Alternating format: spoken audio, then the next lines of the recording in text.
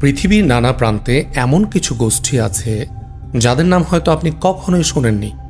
আজ আমরা কথা বলবো তেমনই এক রহস্যময় সম্প্রদায়, দ্রুজ জনগোষ্ঠী নিয়ে।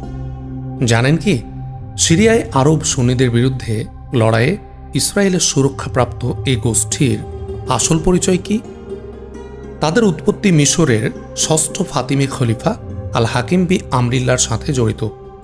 1021 খ্রিস্টাব্দে তিনি হঠাৎ করে হারিয়ে যান, আর তার অনুসারী হামজা বিন আলী ঘোষণা করেন আল হাকিম ফিরে এসে পৃথিবীকে ইনসাফে ভরিয়ে দেবেন।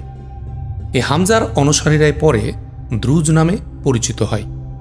মজার ব্যাপার হলো, তাদের নামকরণ নিয়েও রয়েছে নানা মত। কেউ বলেন তাদের ধর্মের অন্যতম প্রতিষ্ঠাতা মোহাম্মদ বিন ইসমাইল আদ-দারাজির নামানুসারে এই নাম। আবার অনেকে বিশ্বাস করেন তারা আকল এর সর্বোচ্চ ব্যবহার করে, তাই দারাজ আল দিমাগ থেকেই তাদের নাম এসেছে।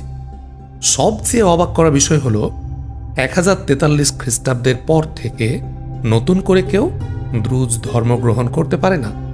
যারা দ্রুজ তারা কেবল তাদেরই উত্তরপুরুষ। কিন্তু এই বিচ্ছিন্নতা কেন? তাদের ধর্মবিশ্বাস আসলে কি? পরের ভিডিওতে আমরা দ্রুজদের রহস্যময় ধর্মীয় বিশ্বাস ও তাদের পবিত্র গ্রন্থ নিয়ে আরও গভীরে যাব। জানতে চান তাদের ধর্মীয় রীতিনীতি কতটা গোপনীয়? তাহলে চোখ রাখুন।